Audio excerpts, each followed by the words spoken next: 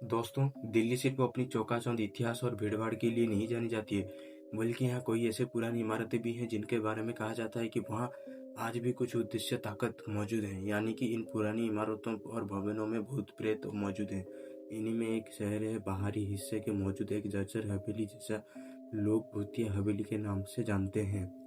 स्थानीय लोग बताते हैं कि यह हवेली अंग्रेजी के जमाने की ये है और दशकों से खाली पड़ी है। इनकी खिड़कियों पर जंग लगे शटर, टूटी दीवारों पर चिपका हुआ झड़ता हुआ प्लास्टर और अंदर पसरी अजीब सी खामोशी किसी भी इंसान की रूह कांपने के लिए काफ़ी है। दिन में वही सन्नाटा और डर का माहौल बना रहता है और रात के समय वहाँ लोगों को जाने से भी रूह कांपती है। दोस्तों, ये कहानी शुरू होती है दिल्ली यूनिवर्सिटी के 4 दोस्तों से, अमन, ऋतिक, विशाल और करण। इन चारों के एडवेंचर रोमांच काफ़ी पसंद था। वे अक्सर रात के में खाली सड़कों पर बाइक चलाते, नई जगह खोज करते और अपने कैमरे में सब रिकॉर्ड करते। एक दिन किसी स्थानीय चाय वाला ने उन्हें हवेली के बारे में पता चला। चाय वाले ने हंसते हुए इनसे कहा कि साहब, अगर हिम्मत है तो रात में उस भूतिया हवेली के अंदर जाकर दिखाओ। जो भी वहां गया कभी लौट कर नहीं आया। ये बात सुनकर उन चारों दोस्तों की जिज्ञासा और बढ़ गई और उन्होंने तय किया कि इस बार उनके एडवेंचर का ठिकाना यही हवेली होगी। दोस्तों, बात है 29 सितंबर की रात थी, जब घड़ी में करीब रात के 11:30 बज रहे थे। तब ये चारों दोस्त अपनी बाइक्स को हवेली के बाहर खड़े करके अंदर जाने लगे।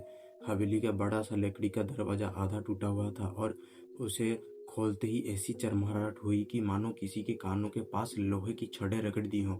और उस समय अंदर बहुत अंधेरा था, इसीलिए मोबाइल टॉर्च की रोशनी में दीवारों पर बनी उखड़ी हुई पेंटिंग्स और टूटी मूर्तियां दिख रही थी और ऐसा लग रहा था जैसे किसी ने जल्दी में सब छोड़कर हवेली से भागने की कोशिश की हो।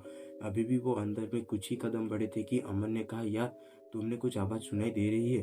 बाकी तीनों के कान लगाए और सचमुच कहीं दूर से हल्की सी फुसफुसाहट आ रही थी, जैसे कोई औरत बहुत धीरे धीरे से कुछ मंत्र पढ़ रही हो। शायद वो हवा हो, विशाल ने यह कहा और हंसकर टॉर्च घुमा दी। लेकिन उसी हंसी में भी घबराहट साफ झलक रही थी।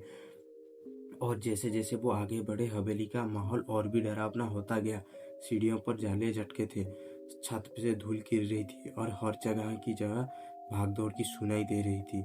और जैसे ही वो हवेली के पिछले हिस्से तो पहुंचे, जहां पर एक बड़ा हॉल था जिसमें बीच बीच लोहे का टूटा फूटा पिंजरा रखा हुआ था। पिंजरे को देखकर करण ने मजाक किया कि लगता है यहाँ किसी की कैद करके रखा जाता था। लेकिन तभी अचानक चारों लोगों में से जैसे पिंजरे के भीतर कई हल्की सी परछाई हिली हो। सब देखकर चौंक गए और वह उस जैसे